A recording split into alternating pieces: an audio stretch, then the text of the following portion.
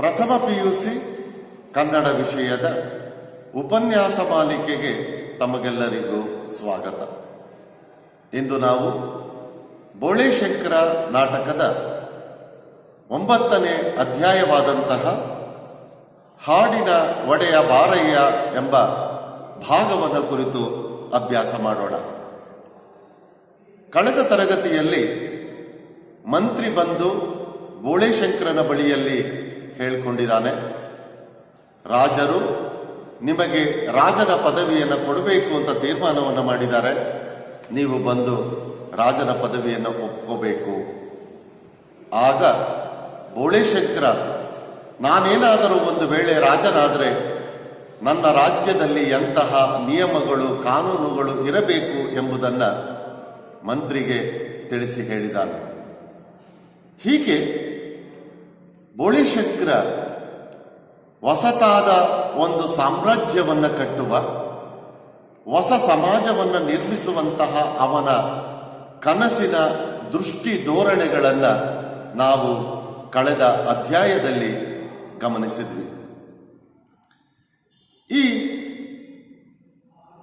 ಅಧ್ಯಾಯದ ಕೊನೆಯಲ್ಲಿ ಕೋಡಂಗಿ ಹೇಳಿದ ಹಾಗೆ, ಭಾಗವತರೇ, ನೀವು ಸಿಟಿಯ ಕಗ್ಗತ್ತಲೆಯಿಂದ ಪಾರಾಗಲು ಯತ್ನಿಸಿದವರ ಹಾಡನ್ನು ಹೇಳಿ.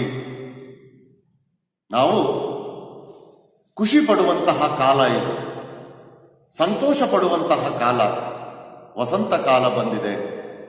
ಹಾಗಾಗಿ ಸಿಟಿಯ ಕಗ್ಗತ್ತಲೆಯಿಂದ ಪಾರಾಗಲು ಯಾರು ಯಾರು ಯತ್ನಿಸಿದರೋ ಅವರಿಗೆ ಸಂಬಂಧಿಸಿದಂತಹ ಒಂದು ಹಾಡನ್ನು ಹೇಳಿ ಅಂತ ಹೇಳಿ ಅವರು ಹೊರಟು ಹೋಗ್ತಾರೆ. ಆ ಸಂದರ್ಭದಲ್ಲಿ ಭಾಗವತರು ಹಾಡನ್ನು ಹೇಳುವುದಕ್ಕೆ ಪ್ರಾರಂಭಿಸ್ತಾರೆ. ಆ ಭಾಗ ಈ ದೃಶ್ಯದಿಂದ ಪ್ರಾರಂಭ ಆಗುವುದನ್ನು ಗಮನಿಸಬಹುದು. ಅಧ್ಯಾಯ 9, ಹಾಡಿನ ಒಡೆಯ ಬಾರಯ್ಯ. ಭಾಗವತರು ಸಿಟಿಯ ಕಗ್ಗತ್ತಲೆಯಿಂದ ಪಾರಾಗಲು ಯತ್ನಿಸಿದವರನ್ನ ಕುರಿತು ಒಂದು ಹಾಡನ್ನ ಹೀಗೆ ಹೇಳ್ತಾರೆ. ತಾಯಿ ಭಾರತ ಮಾತೆ ಜಯ ಜಯ ಎಂದು ಕೂಗಿದೆವು, ಗಾಂಧಿಗೂ ಜಯವಾಗಲೆಂದು. ಆತ್ಮವಿಲ್ಲದ ಸಿಟಿಯ ಮಧ್ಯದಲ್ಲಿ ಬಂದು ನಕ್ಷತ್ರ ಇರಲಿಲ್ಲ ಆಕಾಶದಲ್ಲಿ.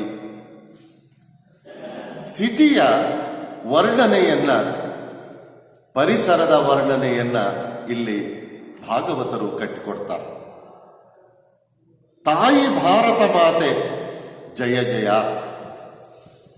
ತಾಯಿಯಾದಂತಹ ಭಾರತ ಮಾತೆಗೆ ಜಯಕಾರವನ್ನ ಹಾಕುತ್ತಾ ಹಾಡನ್ನ ಪ್ರಾರಂಭಿಸ್ತಾರೆ. ಅದರ ಜೊತೆಗೂ ಗಾಂಧಿಗೂ ಜಯವಾಗಲೆಂದು, ಗಾಂಧೀಜಿಯವರಿಗೂ ಜಯಕಾರವನ್ನ ಹಾಕಿ ಪ್ರಾರಂಭಿಸ್ತಾರೆ. ಗಾಂಧೀಜಿಯವರು ತಮ್ಮ ಸರಳವಾದಂತಹ ವ್ಯಕ್ತಿತ್ವದಿಂದ, ಸರಳವಾದಂತಹ ಜೀವನವನ್ನ ರೂಢಿಸಿಕೊಂಡ ಕಾರಣದಿಂದಾಗಿ ಅಂತಹ ಒಂದು ಸಮಾಜವನ್ನ ನಿರ್ಮಿಸಬೇಕು ಎಂಬ ಕನಸನ್ನ ಕಂಡಿದ್ದಂಥವರು. ಇಲ್ಲಿ ನಾವು ಬೋಳೇಶಂಕರನ ಪಾತ್ರವನ್ನ ನೋಡುವಾಗ ಗಾಂಧೀಜಿಯವರ ಹಲವಾರು ವ್ಯಕ್ತಿತ್ವಗಳು, ಗುಣಗಳು ಬೋಳೇಶಂಕರನ ಪಾತ್ರದಲ್ಲಿ ನಾವು ಗಮನಿಸಬಹುದು. ಆ ಹಿನ್ನೆಲೆಯಲ್ಲಿ ಲೇಖಕರು ಹೀಗೆ ಹೇಳ್ತಾರೆ, ಗಾಂಧಿಗೂ ಜಯವಾಗಲೆಂದು. ಭಾರತ ಮಾತೆಗೆ ಜಯಕಾರವನ್ನ ಹಾಕಿದಾಗ ಗಾಂಧೀಜಿಯವರಿಗೂ ಕೂಡ ಜಯಕಾರವನ್ನ ಹಾಕಬೇಕು.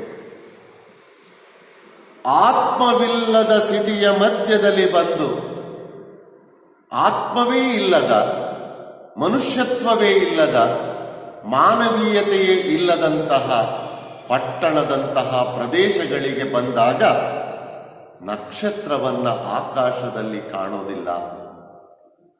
ನಕ್ಷತ್ರಗಳು ಕಾಣಿಸದಂತೆ ವಿದ್ಯುತ್ ದೀಪಗಳು ವಿಜೃಂಭಿಸುವುದನ್ನ ಪಟ್ಟಣದಂತಹ ಪ್ರದೇಶಗಳಲ್ಲಿ ನಾವು ಕಾಣ್ತೇವೆ.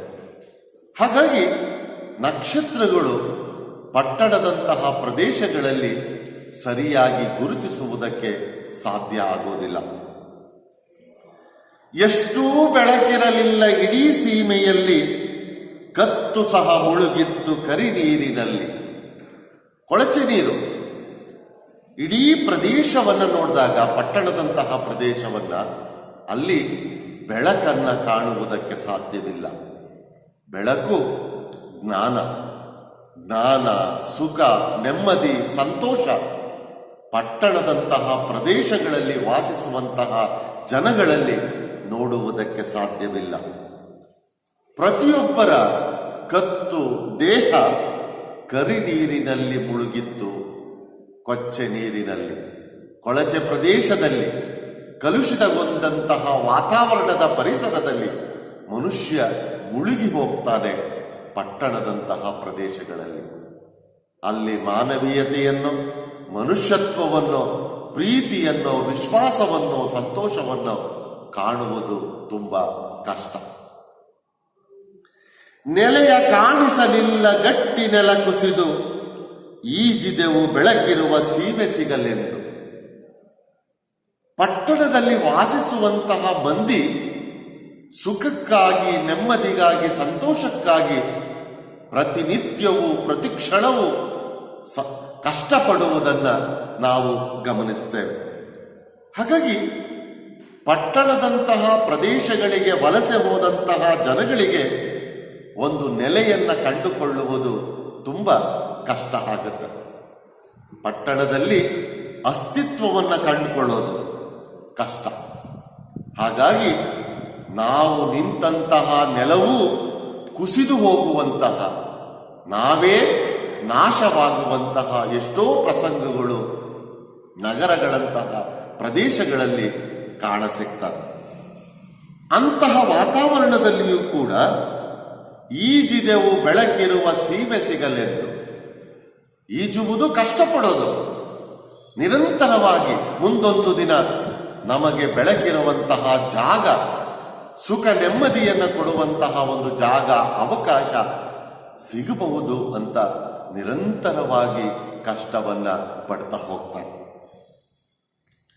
ಆ ತನಕ ಮೈಯಲ್ಲಿ ಬಲವು ಬರಲೆಂದೆ, ಕೂಗಿದೆವು ಗಾಂಧಿಗೂ ಜಯವಾಗಲೆಂದೆ. ಆ ತನಕ ಸುಖ ಅನ್ನುವುದು ನಮ್ಮ ಪಾಲಿಗೆ ಸಿಗುವ ತನಕ ನಾವು ಗಾಂಧೀಜಿಯವರಿಗೆ ಜೈಕಾರವನ್ನ ಹಾಕಬೇಕು. ಅಂತಹ ಶಕ್ತಿ, ಹೋರಾಡುವ, ಎದುರಿಸುವ, ಒಂದು ಸಮಾಜವನ್ನು ಕಟ್ಟುವ ಒಂದು ಶಕ್ತಿ ನಮಗೂ ಸಿಗಲಿ, ನಮಗೂ ದೊರಕಲಿ ಅನ್ನುವ ರೀತಿಯಲ್ಲಿ ಗಾಂಧೀಜಿಯವರಿಗೆ ಜೈಕಾರವನ್ನ ಹಾಕುತ್ತಾ ಆ ಮೂಲಕ ಶಕ್ತಿ, ಸಾಮರ್ಥ್ಯವನ್ನ ಪಡೆಯುವ ಪ್ರಯತ್ನವನ್ನ ಮಾಡ್ತಾರೆ. ಪಟ್ಟಣಗಳಂತಹ ಪ್ರದೇಶಗಳಲ್ಲಿ ವಾಸಿಸುವಂತಹ ಜನಗಳು ಯಾವುದೇ ಪ್ರತಿಭಟನೆ, ಚಳುವಳಿಗಳನ್ನು ಮಾಡುವಾಗಲೂ ಗಾಂಧೀಜಿಯವರ ಫೋಟೋವನ್ನು ಇಟ್ಕೊಂಡು ಪ್ರಾರಂಭಿಸುವುದನ್ನು ನಾವು ಕಾಣಬಹುದು.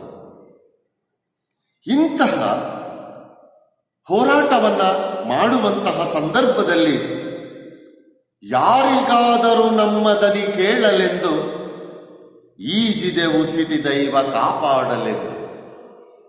ಬಡವರು, ಅವಕಾಶ ವಂಚಿತರು, ಸೌಲಭ್ಯಗಳಿಂದ ದೂರವಾದವರು ಸೌಲಭ್ಯಗಳಿಗಾಗಿ, ಅವಕಾಶಗಳಿಗಾಗಿ ನಿರಂತರವಾಗಿ ಹೋರಾಟವನ್ನು ಮಾಡ್ತಾರೆ.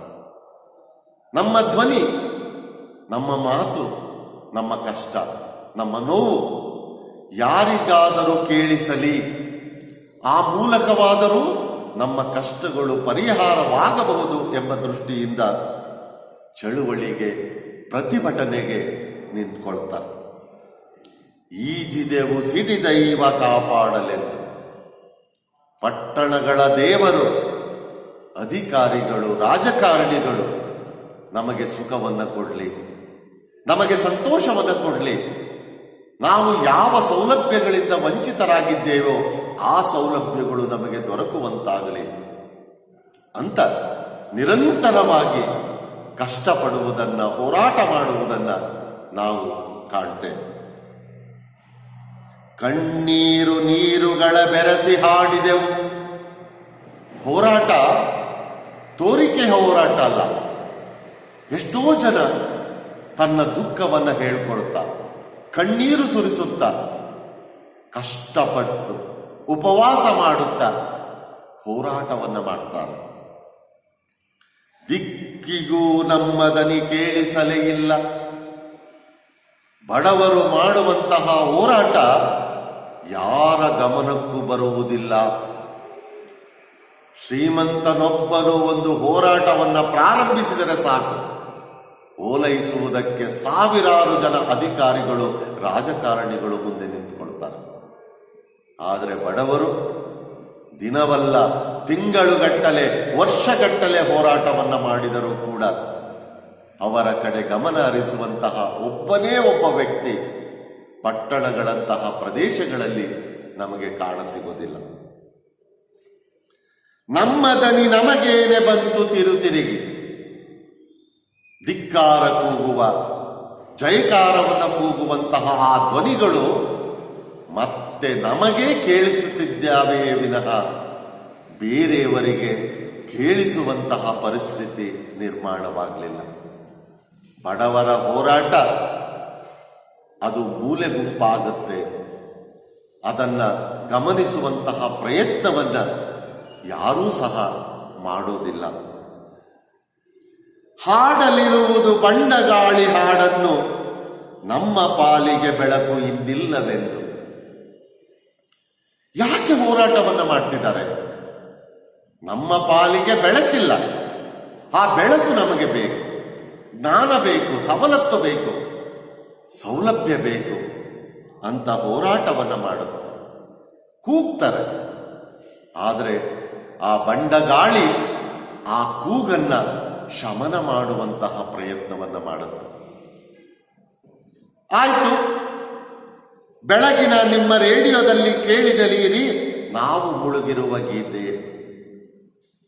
ಬಡವರು, ಅವಕಾಶ ವಂಚಿತರು ಎಷ್ಟೇ ಹೋರಾಟವನ್ನ ಮಾಡಿದರೂ ಕೂಡ ಅದು ಅಲ್ಲಿಯ ಅಧಿಕಾರಿಗಳ, ರಾಜಕಾರಣಿಗಳ ಗಮನಕ್ಕೆ ಬರೋದಿಲ್ಲ. ಅವರು ಉಪವಾಸದಿಂದಲೋ ಹೋರಾಟದಿಂದಲೋ ಯಾರ ದೌರ್ಜನ್ಯಕ್ಕೆ ಒಳಗಾಗಿಯೋ ಸಾವನ್ನಪ್ಪಬೇಕಾದಂತಹ ಸಂದರ್ಭ ಒದಗಿ ಬರುತ್ತೆ. ಆಗ ಆ ಸುದ್ದಿ ಬೆಳಿಗ್ಗೆ ರೇಡಿಯೋದಲ್ಲಿ ಬಹುಮುಖ್ಯವಾದ ಸುದ್ದಿಯಾಗಿ ಪ್ರಕಟಗೊಳ್ಳುತ್ತೆ. ಕಷ್ಟಪಡುವಾಗ, ಹೋರಾಟ ಮಾಡುವಾಗ ಗಮನಿಸದೇ ಇರುವಂತಹ ಆ ಮಾಧ್ಯಮಗಳು ಸತ್ತ ಮೇಲೆ, ಎಲ್ಲ ಮುಗಿದ ಮೇಲೆ ಅದನ್ನ ದೊಡ್ಡ ಸುದ್ದಿಯನ್ನಾಗಿ ಪ್ರಕಟಿಸ್ತಾರೆ. ಹೀಗಾಗಿ ನಗರ ಬದುಕಿನಿಂದ ವಿಮುಖರಾಗಿ ಬಿಡುಗಡೆಯನ್ನು ಪಡೆದು ಹಳ್ಳಿಗಳ ಕಡೆಗೆ ಹೋಗಲು ಮನಸ್ಸು ಮಾಡುತ್ತಿರುವಂತಹ ಹಲವಾರು ನೊಂದ ಮನಸ್ಸುಗಳನ್ನ ಇಲ್ಲಿ ಭಾಗವತರು ತನ್ನ ಹಾಡಿನ ಮೂಲಕ ಹೀಗೆ ತಿಳಿಸ್ತಾರೆ. ಹಾಡು ಮುಗಿಯುತ್ತಿರುವುದರೊಳಗೆ ಬೋಳೆಶಂಕರ ಬಂದಿದ್ದಾನೆ. ಮಕ್ಕಳು, ಹುಡುಗಿಯರು ಸೇರುತ್ತಿದ್ದಾರೆ. ಕೋಡಂಗಿಯು ಬರುತ್ತಾನೆ. ಬೋಳೆಶಂಕರನು ಬರ್ತಾನೆ, ಮಕ್ಕಳು, ಹುಡುಗಿಯರು ಸಹ ಬರ್ತಾರೆ. ಕೋಡಂಗಿಯು ಅಲ್ಲಿಗೆ ಬರ್ತಾನೆ. ಆಗ ಕೋಡಂಗಿ ಬೋಳೆಶಂಕರನಿಗೆ ಹೇಳ್ತಾನೆ, ಅಯ್ಯ ಮಿತ್ರ, ಹಗೋ ಆ ಮುದಿ ಮಂತ್ರಿ ಪುನಃ ಬಂದು ಕರೀತಿದ್ದಾನೆ. ಆ ಮಂತ್ರಿ ಮತ್ತೆ ಬಂದು ಕರೆಯುತ್ತಿದ್ದಾನಲ್ಲಯ್ಯ. ಆಗ ಬೋಳೆಶಂಕರ ಹೇಳ್ತಾನೆ, ಯಾಕಂತೆ? ಹೋಗಿ ಕೇಳು. ಮಂತ್ರಿ ರಾಜಕುಮಾರಿ ಒಬ್ಬ ಸೇವಕಿಯ ಜೊತೆ ಕೋಡಂಗಿ ಬರುವನು. ಮಂತ್ರಿ ರಾಜಕುಮಾರಿಯನ್ನ ಮತ್ತು ಸೇವಕಿಯನ್ನ ಜೊತೆಯಲ್ಲೇ ಕರ್ಕೊಂಡು ಬಂದ್ಬಿಟ್ಟಿದ್ದಾನೆ ಬೋಳೆಶಂಕರನಿಗೆ ಒಪ್ಪಿಸುವುದಕ್ಕಾಗಿ. ಆಗ ಕೋಡಂಗಿ ಬೋಳೆಶಂಕರನಿಗೆ ಹೇಳ್ತಾನೆ, ನಿನ್ನ ಷರತ್ತಿಗೆ ಮಹಾರಾಜರ ಒಪ್ಪಿಗೆ ಇದೆಯಂತೆ. ರಾಜಕುಮಾರಿ ನಿನ್ನ ದಡ್ಡತನವನ್ನು ಮನಸಾರೆ ಮೆಚ್ಚಿ ಹುಡುಗಿಯರ ಜೊತೆ ಹಾಡೋದಕ್ಕೆ ಬಂದಿದ್ದಾಳೆ. ಬಾ, ನಿನ್ನನ್ನು ಮೆಚ್ಚಿಕೊಂಡಿದ್ದಾಳೆ, ನಿನ್ನನ್ನು ಒಪ್ಕೊಂಡಿದ್ದಾಳೆ, ನಿನ್ನನ್ನು ಮದುವೆ ಆಗ್ತಾಳೆ.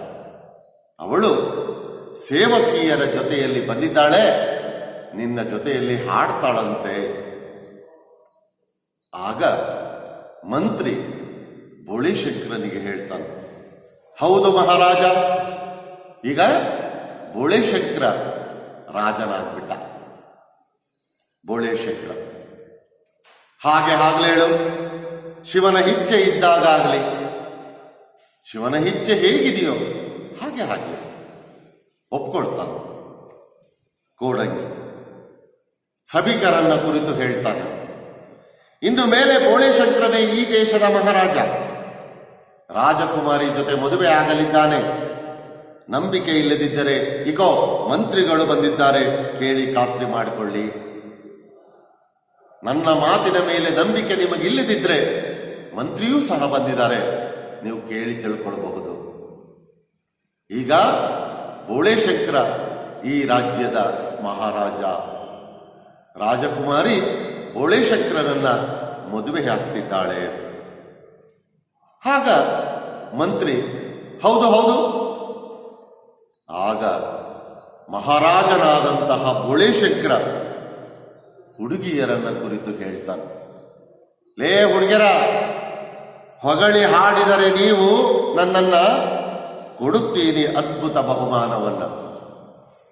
ನೀವು ನನ್ನನ್ನು ಹೊಗಳಿ ಒಂದು ಹಾಡನ್ನ ಹೇಳಿದ್ರೆ ನಾನು ನಿಮಗೆ ಬಹುಮಾನ ಕೊಡ್ತೀನಿ. ಹುಡುಗಿರಿಗೆ ಹೇಳಿಬಿಡ್ತಾನೆ. ಆಗ ಬೋಳೆಶಂಕರನ ಮಾತನ್ನ ಕೇಳಿಸಿಕೊಂಡಂತಹ ಹುಡುಗಿಯರು ಬೋಳೆಶಂಕರನನ್ನ ಹೊಗಳಿ ಹಾಡುವುದಕ್ಕೆ ಪ್ರಾರಂಭಿಸ್ತಾರೆ. ಬರ್ರೆ ಮೇಳ ಹೇಳ್ರಿ, ನಮ್ಮ ಜೊತೆ ಆಗ್ರಿ ನೀವು. ಹಾಡನ್ನ ಹಾಡೋದಕ್ಕೆ ಶುರು ಮಾಡ್ತಾನೆ.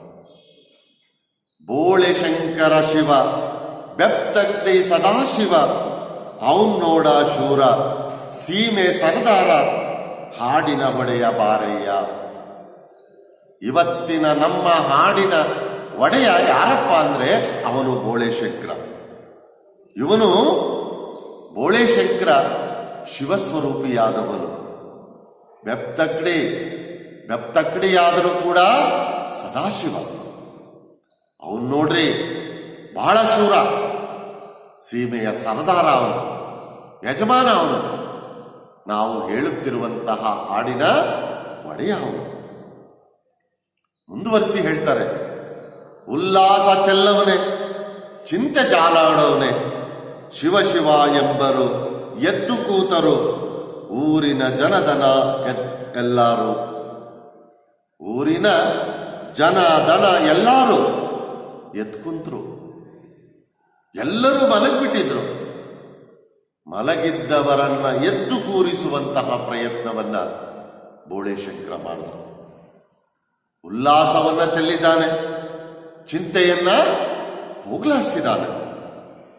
ಶಿವ ಶಿವ ಎಂದು ಯಾರು ಹೇಳುತ್ತಾರೋ ಅವರೆಲ್ಲರೂ ಕೂಡ ಮಲಗಿದ್ದವರು ಎದ್ದು ಕೂತಿದ್ದಾರೆ. ಊರಿನಲ್ಲಿರುವ ಜನಗಳು ದನಗಳು ಎಲ್ಲರೂ ಸಹ ಎದ್ದು ಕೂರುವಂತಹ ಮನಸ್ಥಿತಿಯನ್ನ, ಮನೋಸ್ಥೈರ್ಯವನ್ನ ಬೋಳೆಶಂಕರ ಆ ಜನಗಳಿಗೆ ಕೊಟ್ಟಿದ್ದಾನೆ. ಕಲ್ಲಿಗೆ ಕಲ್ಲಂತ ಹೇಳಿದ ಸತ್ಯವಂತ, ಹುಲ್ಲಿನ ಪೆಂಟಿ ಚಿನ್ನದ ಗಟ್ಟಿ, ಹುಲ್ಲೇನೆ ಮಿಗಿಲಂತ ಆಯ್ದವಗೆ. ಅವನ ಮನಸ್ಸು ಎಂತವುದು ಅಂದ್ರೆ ಕಲ್ಲಿಗೆ ಕಲ್ಲಂತ ಹೇಳಿದ ಸತ್ಯವಂತ. ಕಲ್ಲನ್ನ ಕಲ್ಲು ಅಂತ ಹೇಳ್ದ, ಕಲ್ಲನ್ನ ಚಿನ್ನ ಅಂತ ಹೇಳಲಿಲ್ಲ. ಅಂದ್ರೆ ಹೇಳುವ ವಿಚಾರವನ್ನ ನೇರವಾಗಿ ಹೇಳುವಂತಹ ಪ್ರಯತ್ನವನ್ನ ಮಾಡ್ದ. ಸುಳ್ಳನ್ನ ಸತ್ಯವಾಗಿ, ಸತ್ಯವನ್ನ ಸುಳ್ಳಾಗಿ ಯಾವುದೇ ವಿಷಯಗಳನ್ನ ತಿರುಚುವಂತಹ ಪ್ರಯತ್ನವನ್ನ ಬೋಳೆಶಂಕರ ಮಾಡಲಿಲ್ಲ. ಹುಲ್ಲಿನ ಪೆಂಟಿ, ಹುಲ್ಲಿನ ಹೊರೆ ಹಾಗೂ ಚಿನ್ನದ ಗಟ್ಟಿ. ಇಂಥ ಚಿನ್ನಕ್ಕಿಂತ ನಮಗೆ ಹುಲ್ಲೇ ಮುಖ್ಯ. ಹುಲ್ಲು ಪ್ರಾಣಿಗಳ ಆಹಾರ. ಹುಲ್ಲು ಬಹಳ ಮುಖ್ಯ ಚಿನ್ನದ ಗಟ್ಟಿಗಿಂತ. ಹಾಗಾಗಿ ಚಿನ್ನವನ್ನ ಕಡೆಗೆಣಿಸಿ ಹುಲ್ಲಿನ ಹೊರೆಯೇ ಮುಖ್ಯ ಎಂದು ಜಗತ್ತಿಗೆ ಸಾರಿ ತಿಳಿಸಿದವನು ಈ ಬೋಳೆಶಂಕರ. ಅವ್ವ ಎಲ್ಲರಿಗಿಂತ ದೊಡ್ಡ ತಲೆಯಾತ, ಇಲ್ಲಿರುವ ಎಲ್ಲ ಜನಗಳಿಗಿಂತ ಅವನು ತುಂಬಾ ಜಾಣ. ಎಡ ಯಾವುದಂತ ಬಲ ಯಾವುದಂತ ತೋರಿದ ಮೊದಲನೇ ಬುದ್ಧಿವಂತ. ನಮಗೆ ಎಡ ಯಾವುದು ಬಲ ಯಾವುದು ಅನ್ನೋದೇ ಗೊತ್ತಿರಲಿಲ್ಲ, ದಿಕ್ಕೇ ಗೊತ್ತಿರಲಿಲ್ಲ. ನಮಗೆ ದಿಕ್ಕಿನ ಪರಿಚಯವನ್ನ, ಎಡಭಾಗ ಯಾವುದು ಬಲಭಾಗ ಯಾವುದು ಎಂಬುದನ್ನ ತಿಳಿಸಿಕೊಟ್ಟಂತಹ, ನಮಗೆ ಜ್ಞಾನವನ್ನ ತೋರಿಸಿದಂತಹ ಈ ದೇಶದ ಮೊದಲ ಬುದ್ಧಿವಂತ ಅಂದ್ರೆ ಈ ಭೋಳೆಶಂಕರ. ಹೀಗೆ ಭೋಳೆಶಂಕರನನ್ನ ಆ ಹುಡುಗಿಯರು ಹಾಡಿ ಹೊಗಳ್ತಾರೆ. ಈ ಹಾಡನ್ನ ಕೇಳಿಸಿಕೊಂಡಂತಹ ಭೋಳೆಶಂಕರ ಏನ್ ಮಾಡ್ತಾನೆ? ಹೊಗಳಿದ್ದಕ್ಕೆ ವಂದನೆಗಳು, ಆದರೂ ನಿನ್ನ ಹಾಡು ಚೆನ್ನಾಗಿರ್ಲಿಲ್ಲಮ್ಮ. ನೀವು ಇಷ್ಟೊಂದು ನನ್ನನ್ನು ಹೊಗಳಿದ್ರಲ್ಲ, ಧನ್ಯವಾದ ನಿಮಗೆ. ಆದ್ರೆ ನಿಮ್ಮ ಹಾಡು ಚೆನ್ನಾಗಿರ್ಲಿಲ್ಲ. ಆಗ ಹುಡುಗಿ ವಂದನೆಯವಳು ಹೇಳ್ತಾಳೆ, ಅದೆಲ್ಲ ಕೇಳೋದಿಲ್ಲ, ನೀನೀಗ ಬಹುಮಾನ ಕೊಡ್ಲೇಬೇಕು.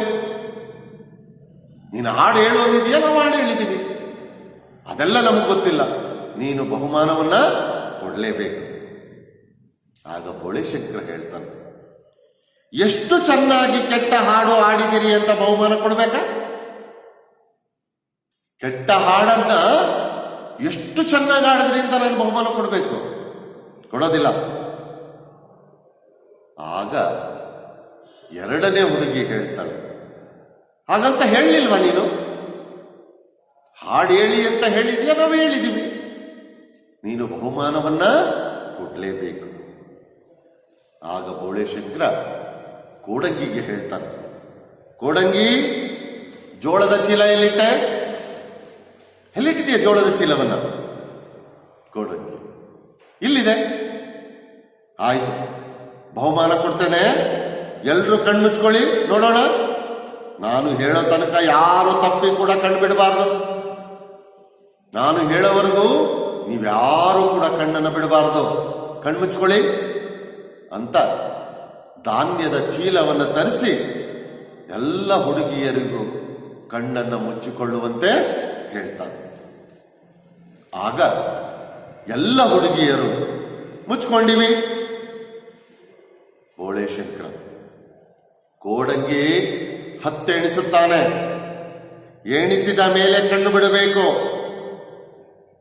ಅಂತ ಹುಡುಗಿಯರಿಗೆ ಆದೇಶವನ್ನು ಮಾಡಿ, ಜೋಳದ ಚೀಲದ ಹತ್ತಿರ ಹುಡುಗಿಯರು ಮಕ್ಕಳ ಕಡೆಗೆ ಬೆನ್ನು ತಿರುಗಿಸಿ ನಿಂತು ಮಂತ್ರ ಹಾಕುತ್ತಾನೆ.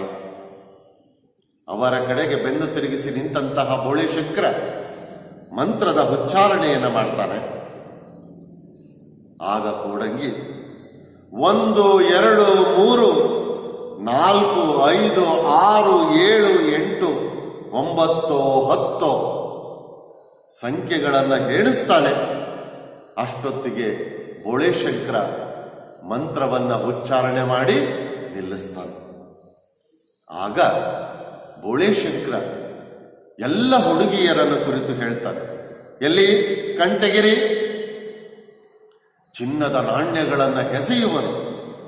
ಎಲ್ಲರೂ ಚಿಕಿತರಾಗಿ ಗಲಾಟೆ ಮಾಡುತ್ತಾ ನನಗೆ ತನಗೆ ಎಂದು ಆಯ್ದುಕೊಳ್ಳುವರು. ಇನ್ನಷ್ಟು ಮತ್ತಷ್ಟು ಎಸೆಯುವನು ಮತ್ತು ಆನಂದದಿಂದ ಆಯುವರು. ಧಾನ್ಯದಿಂದ ಮಾಡಿದಂತಹ ನಾಣ್ಯಗಳೆಲ್ಲ ಹುಡುಗಿಯರ ಕಡೆಗೆ ಎಸೆತಾನೆ. ಅಂದ್ರೆ ಇಲ್ಲಿ ಎಸೆಯುವುದು ಅಂದಾಕ್ಷಣ ಭೋಳೆಶಂಕರನಿಗೆ ಅಹಂಕಾರ ಇತ್ತು ಅಂತ ಅಲ್ಲ, ಹಣಕ್ಕೆ ಯಾವ ಮೌಲ್ಯವೂ ಇಲ್ಲ ಎಂದು ಭೋಳೆಶಂಕರ ಭಾವಿಸಿಕೊಂಡವನು. ಆ ಕಾರಣದಿಂದಾಗಿ ಹುಡುಗಿಯರ ಕಡೆಗೆ ನಾಣ್ಯಗಳನ್ನ ಎಸೆತಾನೆ.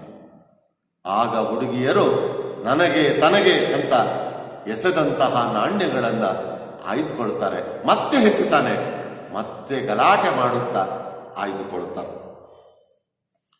ಎಲ್ಲ ಮುಗಿದ ಮೇಲೆ ಒಂದನೆಯ ಹುಡುಗಿ ಹೇಳ್ತಾಳೆ, ಬೆಪ್ತಗಡಿ ನನಗೆ ಇನ್ನೆರಡು ಎಸೆಯೋಣ. ಮೂರನೇವಳು ಹೇಳ್ತಾಳೆ ನನಗೆರಡು. ನಾಲ್ಕನೆಯ ಹುಡುಗಿ ಹೇಳ್ತಾಳೆ ನನ್ಗೆರಡೇ ಎರಡು ಕೊಟ್ಬಿಡು. ಭೋಳೆಶಂಕರ ನನ್ಗೆರಡೇ ಎರಡು ಕೊಟ್ಬಿಡಪ್ಪ ನಾಣ್ಯಗಳನ್ನ. ಆಗ ಭೋಳೆಶಂಕರ ಹೇಳ್ತಾನೆ, ನನ್ನ ಹತ್ರ ಇನ್ನೇನೂ ಉಳಿದಿಲ್ಲ, ಇನ್ನೊಂದ್ಸಲ ಇನ್ನಷ್ಟು ಕೊಡ್ತೀನಿ. ಈಗ ಕುಣಿಯೋಣ, ನಿಮ್ಮ ಹಾಡು ಹೇಳಿ. ಇನ್ನೊಂದ್ಸಲ ಇನ್ನೊಂದಷ್ಟು ನಾಣ್ಯಗಳನ್ನು ಕೊಡ್ತೇನೆ. ಈಗ ಎಲ್ಲಾ ನಾಣ್ಯಗಳು ನಮ್ಮಲ್ಲಿ ಖಾಲಿಯಾಗಿದ್ದಾವೆ. ಬನ್ನಿ, ಈಗ ಎಲ್ಲರೂ ಸೇರಿಕೊಂಡು ಕುಣಿಯೋಣ, ನೀವು ಹಾಡು ಹೇಳಿ ಅಂತ. ಆಗ ಯಾವಾಗ ಬೋಳೆಶಂಕರನಲ್ಲಿ ಹಣ ನಾಣ್ಯಗಳು ಖಾಲಿಯಾಗಿದೆ ಎಂಬುದು ತಿಳಿಯುತ್ತೋ ಆಗ ಎರಡನೆಯ ಹುಡುಗಿ ಹೇಳ್ತಾಳೆ, ನಮ್ಮ ಹಾಡು ಚೆನ್ನಾಗಿಲ್ಲ ಅಂತೀಯ? ನಮಗಿಂತ ಚೆನ್ನಾಗಿ ಯಾರು ಹಾಡ್ತಾರೆ ತೋರಿಸು ನೋಡೋಣ. ಹಣ ಇದೆ ಅಂದಿದ್ರೆ ಹಾಡ್ತಿದ್ರೇನು? ನಮ್ಮ ಹಾಡು ಚೆನ್ನಾಗಿಲ್ಲ ಅಂತೀಯ, ನಮಗಿಂತ ಇನ್ಯಾರು ಚೆನ್ನಾಗಿ ಆಡ್ತಾರಯ್ಯ, ತೋರಿಸು ನೋಡೋಣ. ಆಗ ಬೋಳೆಶಂಕರ, ತೋರ್ಸ್ಲಾ? ಇರು ಹಾಗಾದ್ರೆ. ಕೊಡಂಗಿ ಹುಲ್ಲಿನ ಹೊರೆಯಲ್ಲಿಟ್ಟೆ, ಹಾಕೋ ಆ ಗೋಡೆ ಹಿಂದೆ. ಹುಲ್ಲಿನ ಹೊರೆಯನ್ನ ಎಲ್ಲಿಟ್ಟೆ? ಕೊಡಂಗಿಗೆ ಕೇಳ್ತಾನೆ. ಆಗ ಆ ಕೊಡಂಗಿ, ಹಾಕೋ ಆ ಗೋಡೆ ಹಿಂದೆ ಇಟ್ಟಿದ್ದೀನಿ. ಬೋಳೆಶಂಕರ, ಸರಿ ಹಾಗಾದ್ರೆ ಎಲ್ಲಿ? ಎಲ್ಲರೂ ಕಣ್ಮುಚ್ಚಿ ನೋಡೋಣ. ಕೊಡಂಗಿ, ನೀ 10 ತನಕ ಎಣಿಸೋ. ಎಲ್ಲ ಹುಡುಗಿಯರನ್ನ ಕಂಡು ಮುಚ್ಚಿಸ್ತಾನೆ. ಕೋಡಂಗಿ 10 ಎಣಿಸ್ತಾನೆ. ಕೋಡಂಗಿ 1 2 3 4 5 6 7 8 1 2 3 4 5 6 7 8 9 10. ಗೋಡೆಯ ಮರೆಯಿಂದ ಹಾಡು ಕೇಳಿಸತೊಡಗುವುದು. ಬಂದೂಕುದಾರಿ ಸಿಪಾಯಿಗಳು ಸಾಲಾಗಿ ಹಾಡುತ್ತಾ ಬರುವರು. ಸಿಪಾಯಿಗಳು ಹಾಡುತ್ತಾ ಕವಾಯತು ಮಾಡುವರು. ಆಗ ಹುಲ್ಲಿನ ಹೊರೆಯಿಂದ ಸಿಪಾಯಿಗಳು ಹುಟ್ಕೊಳ್ತಾರೆ. ಆ ಸಿಪಾಯಿಗಳು ಹಾಡುತ್ತಾ ಕವಾಯತು ಮಾಡುತ್ತಾ ಬರ್ತಾರೆ. ಬಂದಂಥವರು ಒಂದು ಹಾಡನ್ನ ಹೇಳ್ತಾರೆ ಆ ಸೈನಿಕರು. ಆ ಹಾಡು ಏನು? ಬಂದೂಕವನ್ನ ಹೊಗಳುವ. ಸೈನಿಕರ ಪ್ರಮುಖವಾದಂತಹ ಆಯುಧವೇ ಬಂದೂಕ. ಅಂತಹ ಬಂದೂಕವನ್ನ ಹೊಗಳುವಂತಹ ಒಂದು ಹಾಡನ್ನ ಸೈನಿಕರು ಹೇಳ್ತಾರೆ. ಜಯವು ನಮ್ಮ ಕೋವಿಗೆ, ದೇವರಂತ ಕೋವಿಗೆ. ನಮ್ಮ ಕೋವಿಗೆ, ನಮ್ಮ ಬಂದೂಕಕ್ಕೆ ಜಯವಾಗಲಿ. ಆ ಕೋವಿ ಬಂದೂಕ ನಮ್ಮ ಪಾಲಿಗೆ ದೇವರಿದ್ದ ಹಾಗೆ. ವಿಜಯಲಕ್ಷ್ಮಿ ಒಲಿದು ಬರಲಿ ನಮ್ಮ ಕೋವಿಗೆ. ನಮ್ಮ ಬಂದೂಕಕ್ಕೆ ನಿರಂತರವಾಗಿ ಜಯ ಅನ್ನುವುದು ಒದಗಿ ಬರಲಿ, ಜಯ ಸಿಗಲಿ. ನುಗ್ಗಿ ನಡೆವ, ಒದ್ದು ನಡೆವ, ಕುಣಿವ ಕೋವಿಗೆ, ಕೆಂಪು ಭಾಷೆಯಾಡುವೆಂಬ ಕರಿಯ ಕೋವಿಗೆ. ಬಂದೂಕ ನಮಗೆ ನುಗ್ಗಿ ನಡೆಯುವಂತಹ, ಒದ್ದು ನಡೆಯುವಂತಹ ಒಂದು ಶಕ್ತಿಯನ್ನು ಕೊಟ್ಟಿದೆ. ಬಂದೂಕ ಒಂದು ಕೈಯಲ್ಲಿದ್ರೆ ಸಾಕು, ಸಾವಿರಾರು ಜನಗಳನ್ನ ಕ್ಷಣಾರ್ಧದಲ್ಲಿ ಚದುರಿಸಿಬಿಡಬಹುದು. ಬಂದೂಕವನ್ನ ನೋಡಿದ ತಕ್ಷಣ ಜನಗಳೆಲ್ಲ ಓಡಿಬಿಡ್ತಾರೆ ಅಂತ. ನುಗ್ಗಿ ನಡೆವ, ಒದ್ದು ನಡೆವ. ಒದ್ದರೂ ಸಹ ಯಾರು ಮಾತಾಡೋದಿಲ್ಲ. ಬಂದೂಕ ನಮಗೆ ಅಂಥದ್ದೊಂದು ಶಕ್ತಿಯನ್ನು ಕೊಡುತ್ತೆ. ನುಗ್ಗಿ ನಡೆಯುವಂತಹ, ಒದ್ದು ನಡೆಯುವಂತಹ ಸಾಮರ್ಥ್ಯವನ್ನ ಬಂದೂಕ ಕೊಡುತ್ತೆ. ಅಷ್ಟೇ ಅಲ್ಲ, ಕೆಂಪು ಭಾಷೆಯಾಡುವೆಂಬ ನಮ್ಮ ಕರಿಯ ಕೋವಿಗೆ. ಕೆಂಪು ಭಾಷೆಯನ್ನ ಹಾಡುತ್ತೆ ಅಂತ. ಕೆಂಪು ಭಾಷೆ ರಕ್ತವನ್ನು ಸುರಿಸುತ್ತೆ.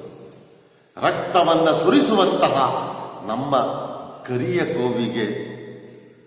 ಗುಂಡು ಮಳೆಯ ಸುರಿಸಿ ಶಾಂತಿ ಬೆಳೆವ ಕೋವಿಗೆ. ಸಮಾಜದಲ್ಲಿ ಗುಂಡಿನ ಮಳೆಯನ್ನ ಸುರಿಸಿ ಶಾಂತಿಯನ್ನ, ನೆಮ್ಮದಿಯನ್ನ ಸೃಷ್ಟಿಸುವಂತಹ ಈ ಬಂದೂಕಕ್ಕೆ. ಸಿಡಿಯುವುದಕ್ಕೆ ತಾರೆಗಳಿಗೆ, ಹಾಡಲಿಕ್ಕೆ ಸೈರನ್ನಿಗೆ, ಒದೆವ ಕಾಲ ನೆಕ್ಕುವಂತ ನಾಯಿ ವಿದ್ಯೆ ಕಲಿಸುವ ಕೋವಿಗೆ ಜಯವಾಗಲೆಂದು ಬನ್ನಿ ಬನ್ನಿ ಹೇಳುವ. ಕೋವಿಗೆ ಜೈಕಾರವನ್ನ ಹಾಕೋಣ. ಸಿಡಿಯುವುದಕ್ಕೆ ತಾರೆಗಳಿಗೆ, ನಕ್ಷತ್ರಗಳಂತೆ ಚಿಮ್ಮುವ ಗುಂಡು ಹೊರಬರುವ ಹಾಡಿನ ರೀತಿಯಲ್ಲಿ ಶಬ್ದವನ್ನ ಮಾಡುವಂತಹ, ಒದೆಯುವ ಶಕ್ತಿಯನ್ನ ಕೊಡುವ, ಒದೆಯುವ ಕಾಲನ್ನ ನೆಕ್ಕುವಂತೆ ಮಾಡುವ ನಾಯಿತನದ ವಿದ್ಯೆಯನ್ನು ಕಲಿಸುವಂತಹ ಈ ನಮ್ಮ ಗೋವಿಗೆ ಬನ್ನಿ ಜೈಕಾರವನ್ನ ಹಾಕೋಣ, ಬನ್ನಿ ಜಯವಾಗಲಿ ಎಂದು ಹೇಳೋಣ ಎಂದು ಸಿಪಾಯಿಗಳು ಬಂದೂಕವನ್ನು ಕುರಿತು ಬಂದೂಕಕ್ಕೆ ಜಯವಾಗಲಿ ಎಂದು ಹಾಡುತ್ತಾ ಹಾಡನ್ನ ಹೇಳಿಕೊಂಡು ಬರ್ತಾರೆ. ಬಂದೂಕವನ್ನ ವಿರೋಧಿಸಿದಂಥವನು ಬೋಳೆಶಂಕರ, ಬಂದೂಕ ಬೇಡ ಎಂದು ಹೇಳಿದವನು ಬೋಳೆಶಂಕರ. ಇಂತಹ ಹಾಡನ್ನ ಕೇಳಿದಾಗ ಬೋಳೆಶಂಕರನಿಗೆ ಕೋಪ ಬರುತ್ತೆ. ಆಗ ಹೇಳ್ತಾನೆ ಬೋಳೆಶಂಕರ, ಮಕ್ಕಳ್ರ ಗೋವಿಗೆ ಜಯವಾಗ್ಲಿ ಅಂತ ಹಾಡ್ತಿರಲ್ಲ, ಬುದ್ಧಿ ಇದೆಯಾ ನಿಮಗೆ? ಇನ್ನು ಬೇರೆ ಹಾಡಿಲ್ವ ನಿಮ್ಮ ಹತ್ರ? ಬೇರೆ ಹಾಡಿಲ್ವೇನ್ರಯ್ಯ ನಿಮ್ಮ ಹತ್ರ? ಬಂದೂಕಕ್ಕೆ ಜಯವಾಗ್ಲಿ ಅಂತ ಹಾಡ್ತಿದ್ದೀರಲ್ಲ, ನಿಮ್ಗೇನಾದ್ರು ಬುದ್ಧಿ ಇದೆಯಾ? ಆಗ ಒಬ್ಬ ಸೈನಿಕ ಹೇಳ್ತಾನೆ, ಸಿಟಿ ಬಗ್ಗೆ ಒಂದು ಹಾಡಿದೆ ಹೇಳೋಣ್ವೆ? ಸಿಟಿ ಬಗ್ಗೆ ಒಂದು ಹಾಡಿದೆ ಹೇಳೋಣ್ವಾ? ಹೇಳಿ. ಈಗ ಸೈನಿಕರು ಸಿಟಿಯನ್ನ ಕುರಿತು ಒಂದು ಹಾಡನ್ನ ಹೇಳ್ತಾರೆ. ಸಿಟಿಯ ಪರಿಸರ, ಸಿಟಿಯ ವಾತಾವರಣ, ನಗರದ ವಾತಾವರಣ ಯಾವ ರೀತಿಯಿಂದ ಕೂಡಿದೆ ಎಂಬ ಹಲವಾರು ಅಂಶಗಳನ್ನ ಇಲ್ಲಿ ತಿಳಿಸಿಕೊಡ್ತಾರೆ. ಹೀಗೆ ಶುರು ಮಾಡ್ತಾರೆ. ಮಿಲ್ಲಿನ ಹೊಗೆ ದಟ್ಟೈಸಿದೆ ಬಾನ್ನೀಲಿಯ ತುಂಬ. ಮಿಲ್ಲಿನ ಹೊಗೆ, ಕಾರ್ಖಾನೆಗಳ ಹೊಗೆ. ಪಟ್ಟಣದ ಪ್ರದೇಶಗಳಲ್ಲಿ ಕಾರ್ಖಾನೆಗಳ ಹೊಗೆ ಆಕಾಶದ ತುಂಬ ಆವರಿಸ್ಕೊಂಡ್ಬಿಟ್ಟಿದೆ. ಬಾನ್ನೀಲಿಯ ತುಂಬ, ನೀಲಿ ಆಕಾಶದ ತುಂಬ ಈ ಕಾರ್ಖಾನೆಗಳಿಂದ ಹೊರಚಿಮ್ಮುವಂತಹ ಈ ಹೊಗೆ ಆವರಿಸಿಕೊಂಡಿದೆ. ಸೈರನ್ನಿನ ದನಿ ತುಂಬಿದೆ ಎಳಕಿವಿಗಳ ತುಂಬ. ಶಬ್ದ ಮಾಲಿನ್ಯ, ಎಲ್ಲಿ ನೋಡಿದರಲ್ಲಿ ಶಬ್ದ, ಕಾರ್ಖಾನೆಗಳ ಶಬ್ದ, ವಾಹನಗಳ ಶಬ್ದ, ಹೀಗೆ ಹಲವಾರು ಶಬ್ದಗಳಿಂದ ಆ ಪಟ್ಟಣದ ಪ್ರದೇಶ ತುಂಬಿ ಹೋಗಿದೆ. ಇದು ಎಳೆಯ ಕಿವಿಗಳ ಮೇಲೆ, ಎಳೆಯ ಮಕ್ಕಳ ಮೇಲೆ ಕೆಟ್ಟ ಪರಿಣಾಮವನ್ನು ಉಂಟು ಮಾಡುತ್ತೆ. ಕೊಳೆಗೇರಿಯ ಕೊಚ್ಚೆಯಲ್ಲಿ ತೇಲಾಡಿದ ಮಕ್ಕಳು, ಅಲ್ಲಿಯ ಮಕ್ಕಳಿಗೆ ಆಟ ಆಡುವುದಕ್ಕೆ ಸ್ವಚ್ಛಂದವಾದ ನೀರೇ ಸಿಕ್ಕೋದಿಲ್ಲ. ಅದು ಎಂತಹ ನೀರು? ಕೊಳೆಗೇರಿಯ ಕೊಚ್ಚೆ. ಕೊಳೆಗೇರಿಯಲ್ಲಿ ಹರಿಯುವಂತಹ ಕೊಚ್ಚೆ ನೀರಿನ ರೀತಿಯ ಪ್ರದೇಶದಲ್ಲಿ ಮಕ್ಕಳುಗಳು ಆಟವನ್ನ ಆಡ್ತಾರೆ. ಅಂತಹ ಪ್ರದೇಶಗಳಲ್ಲಿ ಆಟ ಆಡುವುದರ ಮೂಲಕ ಆ ಮಕ್ಕಳು ಬದುಕನ್ನು ಕಟ್ಟಿಕೊಳ್ತಾರೆ. ಆಲದೆಲೆಯ ಮೇಲಾಡುವ ಕ್ಯಾಲೆಂಡರ ಕೃಷ್ಣರು. ಪಟ್ಟಣದಂತಹ ಪ್ರದೇಶಗಳಲ್ಲಿ ಎಲ್ಲರೂ ಕೃಷ್ಣರೇ ಅಂತ. ಹೆಣ್ಣು ಮಕ್ಕಳನ್ನು ಚುಡಾಯಿಸುವ, ಆಟ ಆಡುವಂತಹ ಈ ಕದಿಯುವ ಮಕ್ಕಳು, ಜನ ನಮಗೆ ಕಾಣಸಿಗ್ತಾರೆ. ತಂಬೆಲರಿನ ತುಂಬಾ ಇದೆ ಪೆಟ್ರೋಲಿನ ನಾತ.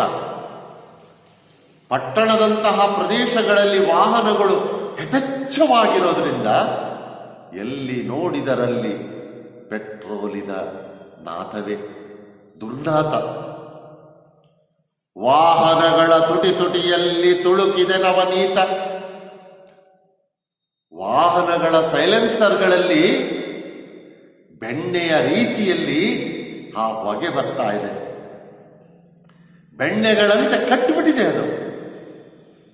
ಇಂತಹ ಕಲುಷಿತವಾದಂತಹ ವಾತಾವರಣ ಪಟ್ಟಣದಂತಹ ಪ್ರದೇಶಗಳಲ್ಲಿ ಮಾತ್ರ ಕಾಣುವುದಕ್ಕೆ ಸಾಧ್ಯ. ಹೀಗಾಗಿ ಎಲ್ಲಿ ನೋಡಿದರಲ್ಲಿ ಹೊಗೆಯೇ ತುಂಬಿಕೊಂಡಿರೋದ್ರಿಂದ, ಒಂದು ಕಡೆ ಕಾರ್ಖಾನೆಗಳ ಹೊಗೆ, ಮತ್ತೊಂದು ಕಡೆ ವಾಹನಗಳ ಹೊಗೆ ತುಂಬಿಕೊಂಡಿರುವ ಕಾರಣಗಳಿಂದಾಗಿ ಕಪ್ಪಾಗಿವೆ ಕುಂಡದ ಗಿಡ ಬಳ್ಳಿಯ ಎಲೆವು. ಪಟ್ಟಣದಂತಹ ಪ್ರದೇಶಗಳಲ್ಲಿ ಬೆಳೆಯುವಂತಹ ಗಿಡ ಮರಗಳು ಸಹ ಹಚ್ಚ ಹಸುರಿನಿಂದ ಬೆಳೆಯುವುದಕ್ಕೆ ಸಾಧ್ಯವಾಗ್ತಾ ಇಲ್ಲ. ಆ ಎಲೆಗಳು ತನ್ನ ಹಸಿರುತನವನ್ನ ಕಳೆದುಕೊಂಡು ಕಪ್ಪಾಗ್ಬಿಟ್ಟಿದ್ದಾವೆ. ಕಾರ್ಖಾನೆಗಳ ಹೊಗೆಯಿಂದ, ವಾಹನಗಳ ಹೊಗೆಯಿಂದ, ಹೀಗೆ ಹಲವಾರು ರೀತಿಯ ಹೊಗೆಗಳಿಂದ ಕಪ್ಪಾಗಿರುವುದನ್ನು ಕಾಣ್ತೇವೆ.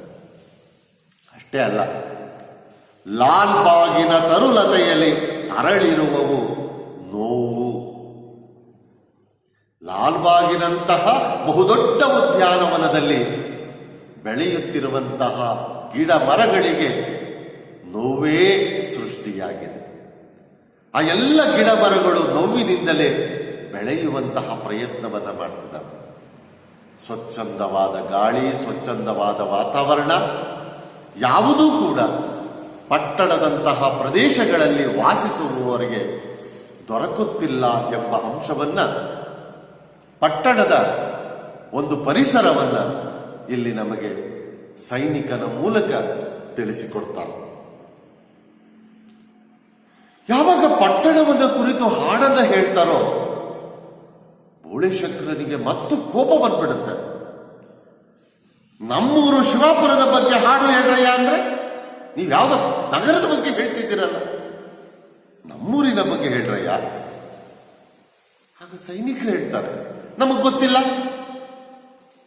ಆಗ ಬೋಳೆಶಂಕರ, ಹಾಗಿದ್ರೆ ನಾ ಹೇಳಿದಾಗ ಹೇಳಿ, ಶಿವಪುರದ ಹಾಡು ನಿಮಗೆ ಗೊತ್ತಿಲ್ಲಲ್ಲ, ನಾನು ಹೇಳ್ಕೊಡ್ತೇನೆ. ನಾನು ಹೇಳಿದ ಹಾಗೆ ಹೇಳಿ ನೋಡೋಣ. ಈಗ ಬೋಳೆಶಂಕರ ಶಿವಪುರವನ್ನ ಕುರಿತಂತಹ, ಹಳ್ಳಿಯ ವಾತಾವರಣದ ಪರಿಸರವನ್ನ ಕುರಿತಂತಹ ಒಂದು ಹಾಡನ್ನ ಹೇಳುವುದಕ್ಕೆ ಪ್ರಾರಂಭಿಸ್ತಾನೆ. ಜಯ ಜಯ ಶಿವಪೂರಿಗೆ, ಹಸಿರಿನ ತವರೂರಿಗೆ, ಹಾಡು ಬೆಳೆವ ಕಾಡಿಗೆ, ನಮ್ಮ ಚಳಿಗೆ ಬಿಸಿಯಾಗುವ, ಕಣ್ಣುಗಳಿಗೆ ಕನಸು ಕೊಡುವ, ಯೌವನವನ್ನು ಕಾಪಾಡುವ, ಮುಳ್ಳಿನಲ್ಲೂ ಹೂವುಗಳ ನಗೆಯ ನಗುವ ಸೀಮೆಗೆ, ಜಯ ಜಯ ಶಿವಪೂರಿಗೆ. ಶಿವಪುರ ಹೇಗಿದೆ ಅನ್ನುವ ವರ್ಣನೆಯನ್ನ ಇಲ್ಲಿ ಬೋಳೆಶಂಕರ ಕಟ್ಟಿಕೊಡ್ತಾನೆ. ಜಯ ಜಯ ಶಿವಪೂರಿಗೆ, ಶಿವಪುರಕ್ಕೆ ಜೈಕಾರ, ಜಯವಾಗಲಿ ಎಂದು ಹಾರೈಸೋಣ. ಯಾಕೆಂದ್ರೆ ಅದು ಹಸಿರಿನ ತವರೂರು. ಎಲ್ಲಿ ನೋಡಿದರಲ್ಲಿ ಹಸಿರು, ಎಲ್ಲಿ ನೋಡಿದರಲ್ಲಿ ಸಮೃದ್ಧವಾದಂತಹ ಬೆಳೆ, ಹಸಿರಿನ ತವರೂರೇನೋ ಅನ್ನುವ ಹಾಗೆ ಶಿವಪುರದ ತುಂಬ ಹಸಿರು ಆವರಿಸಿಕೊಂಡಿದೆ. ಅಷ್ಟೇ ಅಲ್ಲ, ಹಾಡು ಬೆಳೆವ ಕಾಡಿಗೆ, ಕಾಡುಗಳಲ್ಲಿ ಹಾಡುಗಳು ಸೃಷ್ಟಿಯಾಗ್ತವೆ ಅಂತ. ದಟ್ಟವಾಗಿ ಕಾಡುಗಳು ಬೆಳೆದ ಮೇಲೆ ಅಲ್ಲಿ ಪಕ್ಷಿಗಳು ವಾಸಿಸುವುದಕ್ಕೆ ಪ್ರಾರಂಭ ಮಾಡ್ತವೆ. ಪಕ್ಷಿಗಳಿಂದ ಹೊರಹೊಮ್ಮುವಂತಹ ಆ ಶಬ್ದ ನಾದಮಯವಾಗಿ ಸಂಗೀತದಂತೆ ಗೋಚರವಾಗುತ್ತೆ. ಹಾಗಾಗಿ ಕಾಡುಗಳು ಹಾಡುಗಳನ್ನು ಸೃಷ್ಟಿ ಮಾಡ್ತವೆ. ಅಷ್ಟೇ ಅಲ್ಲ, ನಮ್ಮ ಚಳಿಗೆ ಬಿಸಿಯಾಗುವ, ನಮ್ಮ ದೇಹಕ್ಕಾಗುವಂತಹ ನೋವುಗಳಿಗೆ, ಕಷ್ಟಗಳಿಗೆ ಅನುಕೂಲವನ್ನ ಮಾಡಿಕೊಡುವ, ಸುಖವನ್ನ ಕೊಡುವ, ಸಂತೋಷವನ್ನ, ಬೆಚ್ಚನೆಯ ಪ್ರೀತಿಯನ್ನ ಕೊಡುವ, ಬೆಚ್ಚನೆಯ ಸುಖವನ್ನ ಕೊಡುವಂತಹ ವಾತಾವರಣ ಶಿವಪುರದಂತಹ ಹಳ್ಳಿಯಲ್ಲಿ ಇದೆ. ಕಣ್ಣುಗಳಿಗೆ ಕನಸು ಕೊಡುವ ಹಳ್ಳಿಗಳ ಪರಿಸರವನ್ನ, ಶಿವಪುರದ ಪರಿಸರವನ್ನು ಒಮ್ಮೆ ನೋಡಿದ್ರೆ ಸಾಕು, ಕಣ್ಣುಗಳಲ್ಲಿ ಹಲವಾರು ಕನಸುಗಳು ಹುಟ್ಟುಕೊಳ್ತವೆ, ಹಲವಾರು ಆಸೆಗಳು ಹುಟ್ಟುಕೊಳ್ತವೆ. ಮನಸ್ಸಿಗೆ ಎಷ್ಟೋ ನೆಮ್ಮದಿ, ತೃಪ್ತಿಯಾಗುತ್ತೆ. ಯೌವನವನ್ನು ಕಾಪಾಡುವ, ಆ ಕಾಡುಗಳಿಂದ ಸ್ವಚ್ಛಂದವಾದಂತಹ ಗಾಳಿ ದೊರಕಿದ ಮೇಲೆ ಯೌವನ ನಿರಂತರವಾಗಿರುತ್ತೆ, ಶಕ್ತಿ ಇರುತ್ತೆ ಅಂತ. ಪಟ್ಟಣದಂತಹ ಪ್ರದೇಶಗಳಲ್ಲಿ ವಾಸಿಸುವಂತಹ ಜನ 40 ವರ್ಷಕ್ಕೆ 80 ವರ್ಷದವರಂತೆ ಕಾಣಿಸ್ತಾರೆ. ಆದರೆ ಹಳ್ಳಿಗಳಲ್ಲಿ 80 ವರ್ಷದ ಮುದುಕನಾಗಿದ್ರೂ ಕೂಡ 40 ವರ್ಷದ ಯುವಕನಂತೆ ಕೆಲಸವನ್ನ ಮಾಡ್ತಾರೆ. ಅಂದ್ರೆ ಹಳ್ಳಿಯ ಜನ ಗಟ್ಟಿಮುಟ್ಟಾಗಿರ್ತಾರೆ. ಆ ಗಟ್ಟಿತನ ಹಳ್ಳಿಯ ವಾತಾವರಣ ನಮಗೆ ಕಟ್ಟಿಕೊಡುತ್ತೆ. ಮುಳ್ಳಿನಲ್ಲೂ ಹೂವುಗಳ ನಗೆಯ ನಗುವ ಸೀಮೆಗೆ, ಹಳ್ಳಿಯ ಜನ ಎಷ್ಟು ಸಹೃದಯಿಗಳು ಅಂದ್ರೆ ಎಷ್ಟೇ ಕಷ್ಟವಿದ್ರೂ ಕೂಡ ಅದನ್ನು ತೋರಿಸ್ಕೊಳ್ಳೋದಿಲ್ಲ. ಎಂತಹ ಕಷ್ಟದಲ್ಲಿಯೂ, ಕಷ್ಟದ ಸನ್ನಿವೇಶದಲ್ಲಿಯೂ ಕೂಡ ಸಂತೋಷವನ್ನ, ನಗುವನ್ನ ಚೆಲ್ಲುವಂತಹ ಮನಸ್ಥಿತಿ ಉಳ್ಳವರು ಈ ಹಳ್ಳಿಯ ಶಿವಪುರದ ಜನ. ಹಾಗಾಗಿ ಜಯ ಜಯ ಶಿವಪುರಿಗೆ, ನಾನು ಶಿವಪುರಕ್ಕೆ ಜೈಕಾರವನ್ನ ಹಾಕ್ತಾ ಇದ್ದೇನೆ. ಹಕ್ಕಿಯ ಸಖಿ ಗೀತಗಳಿಗೆ ರಾಗ ತಾಳ ಹಾಕಿ ಕುಣಿಯುವ ಎಳೆಯರಿರುವ ಊರಿಗೆ. ನಮ್ಮೂರಿನ ಬಾಲಕರು ಏನ್ ಮಾಡ್ತಾರೆ, ಚಿಕ್ಕ ಚಿಕ್ಕ ಮಕ್ಕಳುಗಳು ಏನ್ ಮಾಡ್ತಾರೆ ಅಂದ್ರೆ, ಹಕ್ಕಿಯ ಸಖಿ ಗೀತಗಳಿಗೆ, ಪಕ್ಷಿಗಳು ಹೊರಹೊಮ್ಮಿಸುವಂತಹ ಆ ಕಲರವಕ್ಕೆ, ನಾದಕ್ಕೆ ಆ ಚಿಕ್ಕ ಮಕ್ಕಳು ರಾಗವನ್ನ, ತಾಳವನ್ನ ಹಾಕಿ ಕುಣಿದು ಕುಪ್ಪಳಿಸಿ ಸಂತೋಷವನ್ನ ಪಡ್ತಾರೆ. ಆ ರೀತಿಯಲ್ಲಿ ಸಂತೋಷವನ್ನ ಪಡುವಂತಹ ಮಕ್ಕಳು ನಮ್ಮ ಶಿವಪುರದಲ್ಲಿದ್ದಾರೆ. ನೀರಿಗಿಂತ ಆಳವಾದ ಒಲವ ಬಲ್ಲ ಸೀಮೆಗೆ, ನೀರಿನಲ್ಲಿ ಮೀನ ಹೆಜ್ಜೆ ಗುರುತು ಹಿಡಿಯುವವರಿಗೆ. ನೋಡಿ ಎಂಥ ಅಂಶಗಳನ್ನು ಹೇಳ್ತಾರೆ. ನೀರಿಗಿಂತ ಆಳವಾದ ಒಲವ ಬಲ್ಲ ಸೀಮೆಗೆ. ನೀರಿನ ಆಳವನ್ನ ಪತ್ತಿ ಹಚ್ಚೋದು ತುಂಬಾ ಕಷ್ಟ. ಅದಕ್ಕಿಂತ ಆಳವಾದಂತಹ ಪ್ರೀತಿ ಎಲ್ಲಾದ್ರೂ ಇದೆ ಅಂದ್ರೆ ಅದು ಶಿವಪುರದ ಜನಗಳಲ್ಲಿ ಅಂತ. ಹೆಚ್ಚು ಪ್ರೀತಿಯನ್ನ ತೋರಿಸುವ ಮಮತೆ ಉಳ್ಳಂತಹ ಜನ ಶಿವಪುರದಲ್ಲಿದ್ದಾರೆ. ಅಷ್ಟೇ ಅಲ್ಲ, ನೀರಿನಲ್ಲಿ ಈಜುವಂತಹ ಮೀನಿನ ಹೆಜ್ಜೆಯನ್ನ ಗುರುತು ಹಿಡಿತಾರೆ. ಜಾಂಡ್ರು ಅಂತ. ನೀರಿನಲ್ಲಿ ಚಲಿಸುವ ಮೀನಿನ ಹೆಜ್ಜೆಯನ್ನ ಪತ್ತೆ ಹಚ್ಚೋದು ಕಷ್ಟ. ಮೀನಿನ ಹೆಜ್ಜೆಯನ್ನೇ ಗುರುತು ಹಿಡಿತಾರೆ ಅಂದ್ರೆ ಅವರು ತುಂಬಾ ಜಾಣರು ಅಂತ. ಅಂತಹ ಜಾಣರು ಇರುವಂತಹ ಊರು ಈ ಶಿವಪುರ. ಸುಕ್ಕಿನ ಗೆರೆ ಸಾಣೆ ಹಿಡಿಯುವ ಜಾಣ ಮುದುಕರೂರಿಗೆ. ಶಿವಪುರದಲ್ಲಿ ವಾಸಿಸುವಂತಹ ಯಾವ ಮುದುಕರಿಗೂ ಮುಖ ಸುಕ್ಕುಗಟ್ಟಿಲ್ಲ. ಸುಕ್ಕುಗಟ್ಟಿದ್ರೆ ಅದನ್ನು ಸರಿ ಮಾಡ್ಕೊಂಡು ಬಿಡ್ತಾರೆ. ಅಂತ ಜಾಣರು ನಮ್ಮಲ್ಲಿದ್ದಾರೆ. ಆಳದಲ್ಲಿ ಲಾವಣಿಗಳನ್ನುಳ್ಳ ನದಿಯ ಊರಿಗೆ. ಪ್ರತಿಯೊಬ್ಬ ಮನುಷ್ಯರ ಮನಸ್ಸಿನ ಆಳದಲ್ಲಿ ಲಾವಣಿಗಳಿದ್ದಾವೆ, ಜನಪದ ಗೀತೆಗಳಿದ್ದಾವೆ, ಜನಪದ ಸಾಹಿತ್ಯ ಇದೆ. ಅಂತಹ ಜನಗಳಿರುವಂತಹ, ನದಿ ಹರಿಯುವಂತಹ ಆ ಊರಿಗೆ ಜಯ ಜಯ. ಅಷ್ಟೇ ಅಲ್ಲ,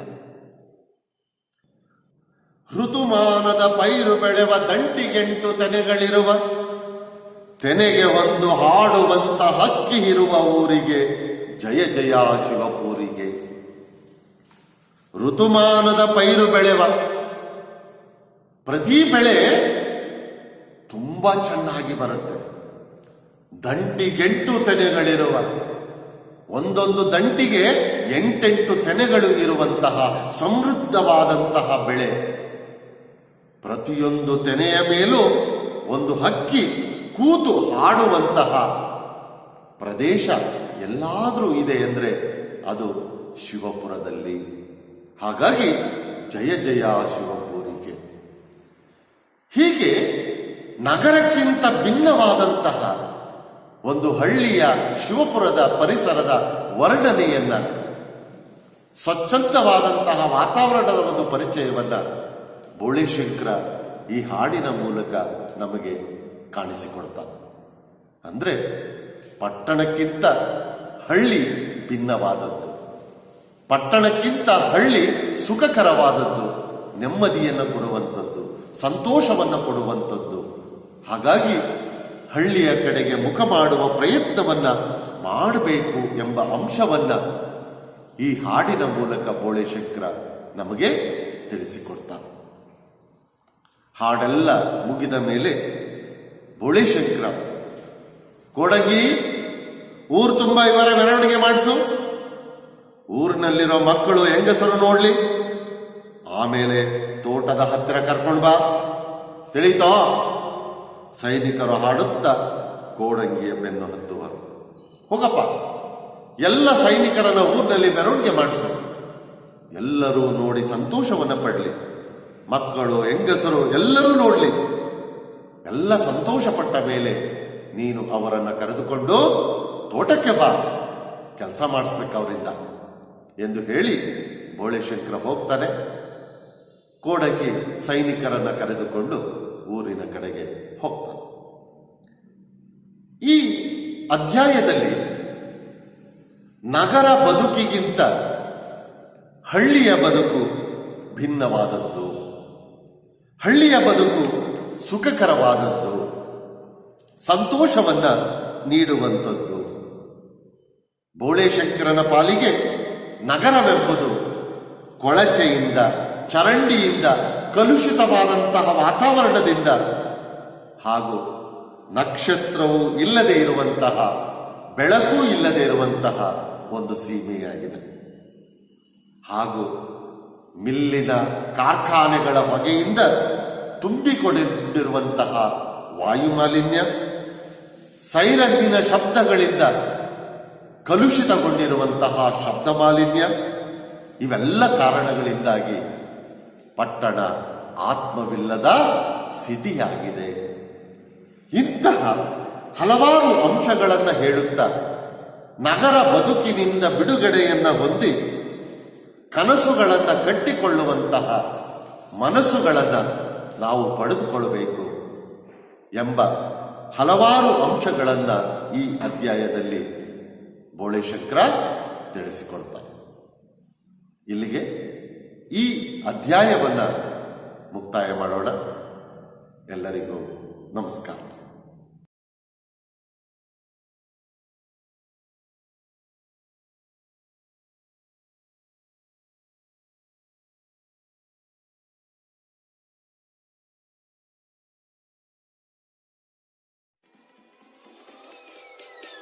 Peace.